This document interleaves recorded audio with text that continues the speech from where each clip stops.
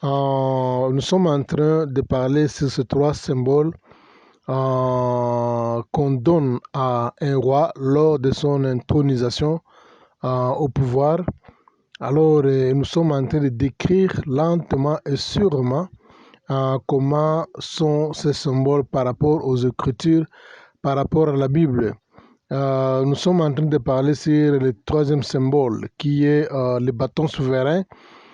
Qu'on peut encore appeler ça une verge ou encore, comment dirais-je, une épée ou encore les sceptres, voilà, qui représentent l'autorité ou bien c'est l'image de l'autorité qu'on donne à un roi lors de l'intronisation. Quand on prend une verge, quand on prend un bâton souverain, on prend un sceptre, encore on prend une épée, on place sur la main ou bien on donne à la main droite d'un roi. Cela, on est en train de lui léguer une autorité. Comme j'avais dit que l'autorité, c'est c'est une permission pour exécuter les pouvoirs. Voilà, c'est un droit légal pour utiliser les pouvoirs. Donc, c'est ça par définition aussi. Un droit légal pour utiliser les pouvoirs, on appelle ça l'autorité. Puisque quelqu'un peut être une autorité bien roi par legacy ou bien par héritage, mais aussi longtemps on ne lui a pas encore passé par l'intronisation, on ne lui a pas encore donné ces trois choses, c'est-à-dire il n'a pas encore le pouvoir, il n'a pas encore l'influence, il n'a pas encore l'autorité. Alors nous avons dit que l'autorité est catégorisée en deux points. Alors nous avons deux types d'autorité.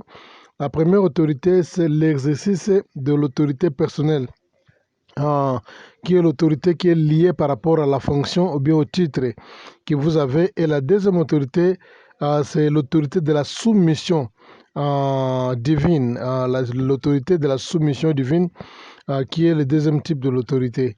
Alors aujourd'hui, nous allons continuer avec l'autorité, comment dirais-je, de la soumission à l'autorité qui est divine, ou bien l'autorité qu'on doit se placer sous l'autorité de Dieu et pour en avoir, puisque nous avons parlé en long et en terme concernant le premier type d'autorité, l'autorité de l'exercice, plutôt l'exercice de l'autorité personnelle qui est liée à votre fonction ou bien à votre titre. Et nous allons continuer avec l'autorité qu'on doit se placer sous une autorité pour en avoir. On appelle ça la soumission. Donc il faut se soumettre à une autorité pour avoir une autorité. Ça, c'est le deuxième type d'autorité. Donc je reprends, il faut se soumettre à une autorité pour avoir une autorité. Donc si vous ne voulez avoir une autorité, vous devez placer sous une autorité d'un leader, vous devez placer sous l'autorité d'une personne élevée pour avoir une autorité, telle qu'un président de la République, ou bien quand par exemple on est en train de lui céder le pouvoir, il devient président, il représente l'autorité morale de tout un pays. Maintenant, tous les ministres, tous les premiers ministres, tout le monde, même que ce soit dans l'armée, pour exercer l'autorité, vous devez placer sous l'autorité de ce président ou bien de ce roi-là pour que vous soyez obéi ou bien pour que vous puissiez exercer votre ministère, bien votre fonction. Donc, si vous ne voulez pas vous placer sous son autorité, maintenant vous aurez des difficultés sérieuses pour faire quoi? Pour que les autres puissent vous soumettre. Donc c'est ça, on appelle ça la deuxième, disons, le deuxième type d'autorité, l'autorité de la soumission. Vous devez placer sous l'autorité d'un leader. Vous devez placer sous l'autorité d'un roi, alors pour que on puisse vous obéir. Donc c'est ça l'autorité que nous sommes en train de parler dans la séance 18 et dans la séance 19. Voilà. Alors, nous voulons prendre l'exemple des centenieux. Les centenieux, son histoire se trouve dans Luc chapitre 7, verset 2. Si vous pouvez aussi lire en détail, vous descendez en bas. Là-bas, on va vous expliquer tous les détails. Donc, les centeniers avaient dit, il avait un serviteur qui était malade. Alors, il avait envoyé la délégation de Juifs pour aller voir le Seigneur, l'inviter afin qu'il vienne sous son toit pour guérir son serviteur. Alors, maintenant, il a réalisé une chose qu'il était un païen, c'est-à-dire il était non-juif, alors il n'était pas autorisé selon la loi juive pour que le Seigneur entre sous son toit. Donc cela est arrivé aussi avec l'apôtre Pierre quand on l'avait appelé à Joppé, c'est-à-dire la maison là était une maison des païens. Alors il avait résisté pour aller là-bas, à entrer dans la maison de la personne qu'il avait invitée. Alors c'est alors que le Seigneur est venu par la révélation pour lui convaincre enfin qu'il puisse aller là-bas. Donc ni c'était la révélation, ni c'était la vision que le Seigneur lui avait montré, il ne pouvait pas accepter d'aller à Joppé. Il est allé par la conviction à travers une vision claire que le Seigneur lui a montré en pleine journée, c'est alors qu'il avait accepté. Il était de la même manière aussi. Donc le centenier était un officier militaire romain qui dirigeait une troupe, bien qui dirigeait un groupe, par exemple, de militaires. Parlons en termes de militaires. Il était un soldat qui dirigeait un groupe de 100 soldats. Il était un citoyen romain. Alors, il ne pouvait pas en aucun cas, selon la loi, le Seigneur ne pouvait pas en aucun cas pour entrer sous son toit. Mais qu'est-ce qui est arrivé? Curieusement, la Bible dit quand il avait envoyé la première délégation de Juifs pour aller aborder le Seigneur, d'accepter d'entrer sous son toit, afin de guérir son serviteur qui était malade. Maintenant, quand il est rentré à lui-même, il a réalisé que la demande qu'il a faite, ce n'était pas facile pour que le Seigneur qui est juif, dans la chair, entre dans son toit, son toit, lui qui était un Romain, qui était un païen, c'était quelque chose qui était comme un sacrilège, c'était quelque chose qui était comme une abomination, ça n'était pas autorisé selon la loi des Juifs. Maintenant, qu'est-ce qu'il a fait? Il a envoyé un deuxième groupe. Dans le deuxième groupe de Juifs qu'il a envoyé, qu'est-ce qu'il a dit? Il a dit que non, le Seigneur, tu n'es pas digne d'entrer sous mon toit. C'est-à-dire, tu n'es pas digne d'entrer dans ma maison, mais à distance, tu peux dire un mot et mon serviteur sera guéri. Alors, qu'est-ce qu'il a dit? Il a dit, parce que moi, je suis placé sous les autorités des officiers et j'ai aussi des militaires qui sont placés sous mes ordres, bien sous mon autorité. Voilà comment le deuxième type d'autorité, ça marche, comment ça fonctionne dans la Bible. Vraiment, c'est un exemple qui est tellement clair et le Seigneur a dit qu'il n'a jamais vu une fois pareil dans la Bible puisqu'il est allé tout justement toucher aux enseignements qui concernent l'autorité, comment l'autorité de Dieu s'opère. C'est-à-dire quoi? Le monsieur ici, il était un officier militaire, il était placé sous les ordres de certains officiers qui étaient supérieurs par rapport à lui. Et quant à lui aussi, il avait certains officiers militaires qui étaient passés sous son autorité. Donc les officiers militaires qui étaient passés, lui qui était passé sous les autorités, sous l'autorité des officiers militaires qui étaient supérieurs par rapport à lui, et ces officiers militaires aussi qui étaient passés sous autorité du ministre de la Défense, et les ministres de la Défense étaient placés sous l'autorité du Premier ministre, et les premiers ministres étaient placés sous l'autorité du roi. C'est-à-dire quoi? Si quelqu'un donne un ordre et que vous puissiez désobéir à l'ordre, c'est-à-dire que vous êtes en train de rejeter l'ordre du roi, pas seulement de celui qui vous donne comme un commandement, mais l'ordre, vous rejetez complètement l'ordre du roi. C'est pourquoi vous devez respectivement obéir, se soumettre à l'ordre, par exemple, du ministre de la Défense. Bien, commençons par le Premier ministre. Vous devez d'abord vous soumettre à l'ordre du Premier ministre, vous devez vous soumettre à l'ordre du ministre de la Défense, vous devez vous soumettre à l'ordre de l'officier supérieur de l'armée, c'est ainsi de suite. C'est-à-dire quoi? C'est comme ça que les choses s'opéraient.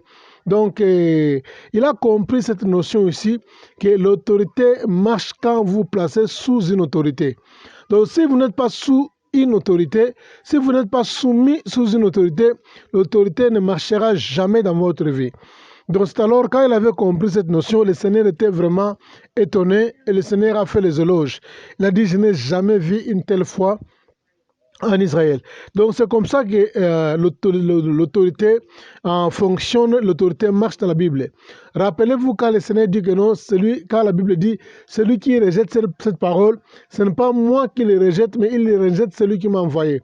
Donc quand vous rejetez la parole de Dieu, vous ne rejetez pas la personne qui vous prêche, mais vous rejetez indirectement la personne qui lui a envoyé. Donc c'est comment il y a chaque fois qu'il y a une autorité qui s'exerce, il y a une autorité qui est supérieure.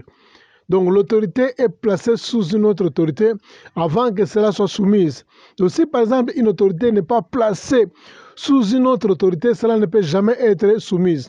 C'est pourquoi le centenier a donné un exemple clair et il a démontré que lui aussi, il était soumis sous les autorités des officiers supérieurs.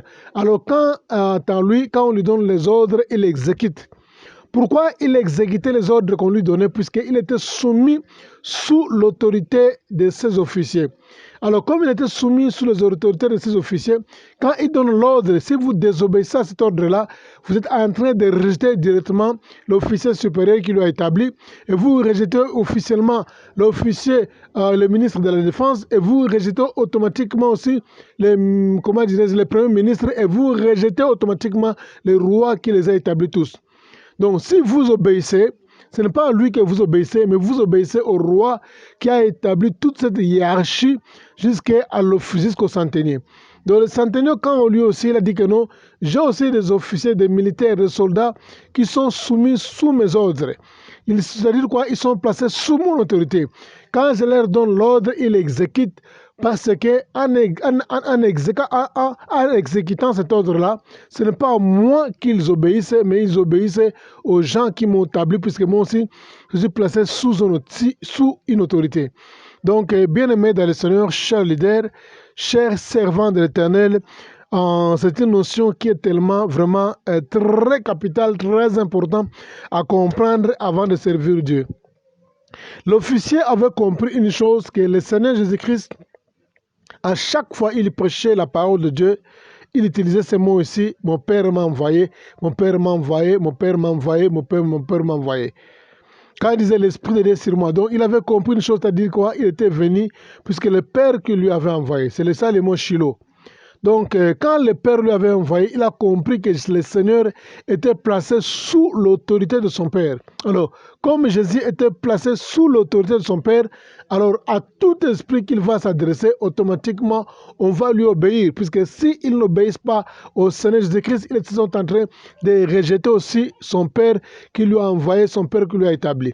Alors c'est de cette manière-là, il a procédé avec cette même méthode de l'armée en disant au Seigneur que non, fais quelque chose, même à distance, je sais que ça va se réaliser parce qu'il savait que non, le Seigneur était placé sous l'autorité de Dieu et tout ce qu'il allait donner comme l'ordre, ça sera exécuté puisqu'il était placé sous une autorité.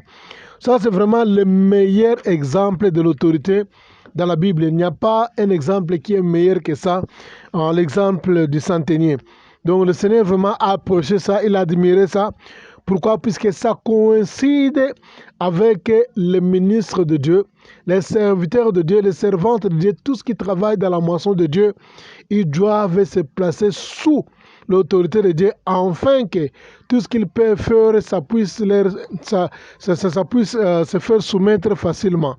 Donc, si vous exercez un ministère ou encore une fonction, et que vous n'êtes pas sous l'autorité de Dieu, c'est-à-dire tu n'as pas le droit légal d'exécuter les pouvoirs. Tu n'as pas été libéré par le Seigneur pour le faire. Et tu n'as reçu aucune permission du Seigneur pour le faire. Donc, si par exemple vous exercez un ministère ou une fonction, que je reprends ça, et que vous n'êtes pas sous l'autorité de Dieu, c'est-à-dire quoi? Tu n'as pas le droit légal de le faire, ou de l'exécuter, ce pouvoir, et tu n'as pas été libéré pour le faire, mais pour servir le Seigneur Dieu, parce que tu n'as reçu aucune permission, puisque j'ai dit que, par définition, l'autorité signifie quoi? La permission, ça signifie quoi? Le droit légal d'exécuter un pouvoir, ça signifie quoi? Quelqu'un qu'on a libéré, quelqu'un qu'on a permis, qu'on a donné une permission pour le faire. Donc, tu auras le même sort avec les fils de Séva dans la Bible. Si, par exemple, vous opérez si vous opérez, eh bien, vous êtes en train de servir Dieu et vous ne voulez pas vous placer sous l'autorité de Dieu. Ça, vous allez voir ça dans Actes chapitre 19, le verset 14. La Bible est en train de nous parler l'histoire des fils de Séba qui ont eu des complications sérieuses lors d'une délivrance. Ils étaient en train d'exécuter leurs fonctions, mais ils n'étaient pas placés sous l'autorité de Dieu.